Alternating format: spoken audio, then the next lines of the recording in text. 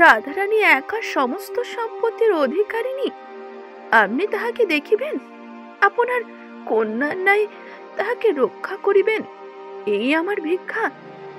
আগে আমি আপনার নিকট শপথ করিতেছি, আমি রাধারানীকে আপন কন্যার অধিক যত্ন করিব। আমি কাই মনো বাক্যে কথা কহিলাম, আপনি বিশ্বাস করুন। হ্যাঁ, তা ওই রাধারানী রুক্মিণী কুমার ভিন্ন কাউকে বিবাহ করিবে না? এই 5 বছরে এমন দিন প্রায় চাই নাই যেদিন রাধারানী রুক্মিণী কুমারের কথা আমার সাক্ষাতে একবারও বলে নাই। আর এ কথাও বলি যে কেহ যদি রাধারানীকে বিবাহ করে তাহাতে স্বামী সুখ হইবে না। রাধারানীর মাতা ঔষধ খাইলেন বটে, তবে সেই রোগ থেকে তিনি মুক্তি পাইলেন না। হয়তো এটাই তার ভাগ্যে আছে। তিনি অতিশয় ধনী ছিলেন, এখন অতি দুঃখিনী হইয়াছিলেন। এই শারীরিক ও মানসিক দ্বিধান্বিত কষ্ট তাহার আর সহ্য হইল না। রোগ ক্রমে বৃদ্ধি পাইল, তাহার শেষ কাল উপস্থিত হইল। ঠিক এমন সময় বিলেত থেকে সংবাদ আসিল যে তিনি যে প্রিভি কাউন্সিলের আপিল করিয়াছিলেন তাহা নিষ্পত্তি হইয়াছে। তিনি পুনরায় তাহার সম্পত্তি ফিরিয়া পাইয়াছেন। ওয়াসিলাতের টাকাও তিনি ফেরত পাইবেন এবং তিনি আদালতের খরচাও পাইবেন। কামাখানাত বাবু তাহার পক্ষে হাইকোর্টের উকিল ছিলেন। তিনি স্বয়ং এই সংবাদ লইয়া রাধারানীর মাতার কুঠিরে আসিয়া উপস্থিত হইলেন। এই সুসংবাদ শুনিয়া রাধারানীর মাতা কাঁদিয়া পড়িলেন। নিজেকে কিছুটা সামলাইয়া কামাখ্যাবাবুকে বলিলেন, তিনি নিজেকে কিছুটা সংবরণ করিয়া কামাখ্যাবাবুকে বলিলেন, যে প্রদীপ নিভিয়া আছে তাহাতে তেল দিলে কি আর হইবে? আপনার সুসংবাদেও আমার আর প্রাণ রক্ষা হইবে না। আমার আর সময় খুব কম, তবে আমার এই সুখ যে রাধারানী আর অনাহারে প্রাণ ত্যাগ করবে না, তাই বা কি জানে সে বালিকা তাহার সম্পত্তিকে রক্ষা করিবে। কেবল আপনি ভরসা, আপনি আমার এই অন্তিমকালে আমারে একটি ভিক্ষা দিউন, নইলে আর কাহার কাছে চাইব। কামাখ্যাবাবু অতি ভদ্রলোক এবং তিনি রাধারানীর পিতার বন্ধু ছিলেন। রাধারানীর মাতার যখন এমন দুর্দশা হইয়াছিল, তিনি রাধারানীর মাতাকে বলিয়াছিলেন যে যতদিন না আপিল নিষ্পত্তি পায় অন্তত ততদিন তোমরা আসিয়া আমার গৃহে অবস্থান করো, আমি আপনার মাতার মতো তোমাদের রাখিব। কিন্তু রাধারানীর মা তাহাতে রাজি হয় নাই। এছাড়াও কামাখ্যাবাবু কিছু কিছু মাসিক সাহায্য করিতে চাহিয়াছিলেন, কিন্তু তখন রাধারানীর মা কহিয়াছিলেন, আমার এখন কিছু হাতে আছে, আবশ্যক হইলে চাহিব। এইরূপ মিথ্যা কথা বলিয়া রাধারানীর মাতা সে সাহায্য অগ্রাহ্য করিয়াছিল। রুক্মিণী কুমারের দান গ্রহণ তাহাদিগের প্রথম ও শেষ দান গ্রহণ। কামাখ্যাবাবু এতদিন বুঝিতে পারেন নাই যে তাহারা এতটাই দুর্দশাগ্রস্ত হইয়াছেন। দশা দেখিয়া কামাখ্যাবাবু অত্যন্ত কাতর হইলেন। আবার রাধারানীর মাতা যুক্ত করে তাহার কাছে ভিক্ষা চাইলেন। এই দেখিয়া আরো কাতর হইলেন তিনি। তিনি বলিলেন, অবশ্যই আপনি আজ্ঞা করুন, আমি কি করিতে পারি? আপনার যাহা প্রয়োজন আমি তাহাই করিব। রাধারানীর মাতা তখন বলিলেন, আমি চলিলাম, কিন্তু আমার এই রাধারানী রহিল। এক্ষণে আদালত হইতে আমার শ্বশুরের যথার্থ উইল সিদ্ধ হইয়াছে। অতএব রাধারানী একা সমস্ত সম্পত্তির অধিকারিণী। আপনি তাহাকে দেখিবেন, আপনার কন্যার ন্যায় তাহাকে রক্ষা করিবেন, এই আমার ভিক্ষা। আপনি এই কথা স্বীকার করিলেই আমি সুখী হয়ে মরিতে পারি। কামাখ্যাবাবু বলিলেন, আগে আমি আপনার নিকট শপথ করিতেছি, আমি রাধারানীকে আপন কন্যার অধিক যত্ন করিব। আমি কাইমনো বাক্যে কথা কহিলাম, আপনি বিশ্বাস করুন। তিনি কামাখ্যাবাবুর চোখে জল দেখিয়া তাহার কথায় বিশ্বাস করিলেন। তাহার সে শীর্ণ শুষ্ক অধরে একটু আহ্লাদের হাসি দেখা দিল। হাসি দেখিয়া কামাখ্যাবাবু বুঝিলেন ইনি আর বাঁচিবেন না। কামাখ্যাবাবু তাহাকে বিশেষ করিয়া অনুরোধ করিলেন যে এখন আমার গৃহে চলুন, পরে না হয় ভদ্রাসন হইলে আসিবেন। কিন্তু রাধারানীর মাতার যে অহংকার, সে দারিদ্র্যজনিত, এজন্য দারিদ্র অবস্থায় তাহার গৃহে যাইতে চাহেন নাই। আর এখন তো তার আর দারিদ্র নাই, কাজেই অহংকারও নাই। এখন তিনি যাইতে সম্মত হইলেন। কামাখ্যাবাবু রাধারানী ও তাহার মাকে লইয়া নিজের গৃহে আসিলেন। কামাখ্যাবাবু অনেক চেষ্টা করিয়াছিলেন রাধারানীর মাকে জীবিত রাখার জন্য, কিন্তু তাহার জীবন রক্ষা হইল না। অল্প দিনেই তাহার মৃত্যু হইল। উপযুক্ত সময়ে কামাখ্যাবাবু রাধারানীকে তাহার সম্পত্তিতে দখল দেওয়াইলেন, কিন্তু রাধারানী বালিকা বলিয়াই তাহাকে নিজ বাড়িতে একা থাকিতে দিলেন না, আপনার গৃহেতেই রাখিলেন।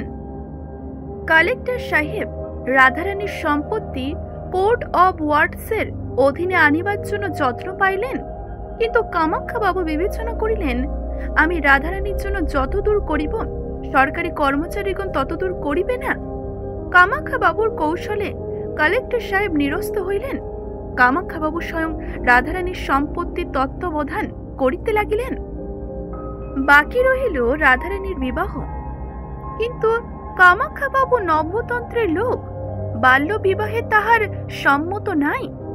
তিনি বিবেচনা করিলেন যে রাধারানীর বিবাহ তাড়াতাড়ি না দিলে জাতি গেল মনে করিয়া এমন তো কেহই কিছু কহিবে না।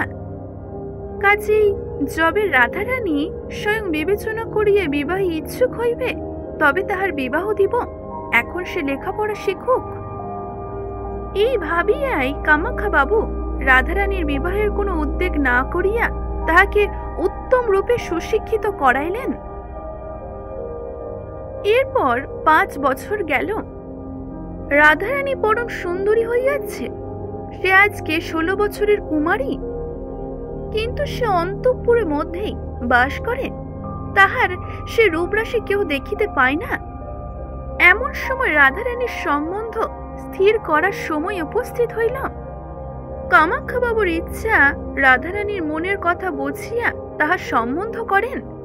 কাজেই তা জানিবার জন্য তাহার আপন কন্যা বসন্ত কুমারীকে ডাকিলেন। এই বসন্তের সঙ্গে রাধারানীর সখিত্ব আছে। উভয়ের বয়সও সমবয়সী এবং উভয়ের মধ্যে অত্যন্ত প্রণয়ও আছে। কামাখ্যাবাবু বসন্তকে আপনার মনগত কথা বোঝাইয়া বলিলেন।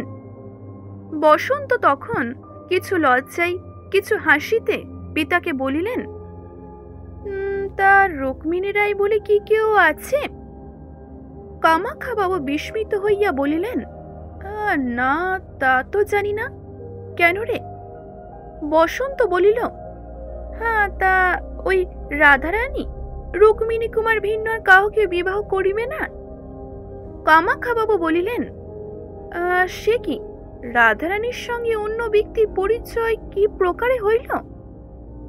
বসন্ত তখন যাহা রাধারানীর কাছে শুনিয়াছিল সমস্তই তার পিতার কাছে বলিয়া দিল।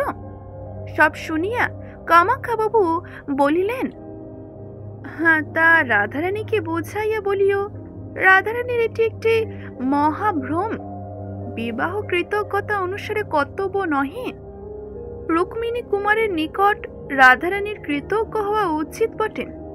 যদি সময় ঘটে তবে অবশ্য প্রত্যুপকারে করিতেই হইবে, কিন্তু বিবাহে রুক্মিণী কুমারের কোনো দাবি দেওয়া নাই। তাতে আবার সে কি জাতি কি বয়স তাহাই বা কে জানে। তাছাড়াও রুক্মিণী কুমারের বিবাহ করিবারই বা কি সম্ভাবনা আছে?